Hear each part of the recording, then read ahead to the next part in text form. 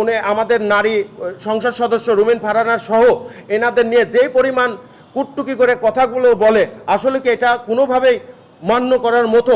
কিংবা আপনার কালকে উনি আজকে সকালবেলা প্রেস ব্রিফে বলেছে যে ওনার মেয়ের চেন ছিনতাই হয়েছে। আমার কথা স্পষ্ট, ওনার তো বাড়ির সিসি ক্যামেরা সব সুন্দর আছে, ওনার ওই সিসি ক্যামেরায় দেখা আমাদের ছেলে কে গিয়েছে, কে এরকম কিছু করেছে। তা আমাদের স্পষ্ট প্রমাণ আছে আব্দুল খালেক সাহেবের অফিসে কি পরিমাণ ভাঙচুর করে সেই পাকিস্তানের আমলে যেভাবে হামলা করা হয়েছে সেই রকম হামলার প্রমাণ পেয়েছি।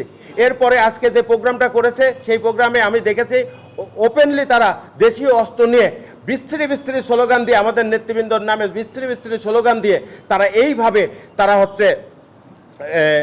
এইভাবে হচ্ছে অপপ্রচার করতেছে। আমি এই সংবাদ সম্মেলনে আমি এই আমাদের যে আপনারা প্রত্যক্ষ সাক্ষী আছেন, আমাদের যে ছাত্র নেতৃবৃন্দ, যুব নেতৃবৃন্দ, গণনেতৃবৃন্দ আহত হয়েছে, তাদের জন্য আমরা যে এজাহার করেছি, যে সন্ত্রাসী কায়দায় আমাদের নেতৃবৃন্দের উপর হামলা করা হয়েছে, সেই সন্ত্রাসীদের অতি দ্রুত চিহ্নিত করে গ্রেপ্তারের দাবি জানাচ্ছি।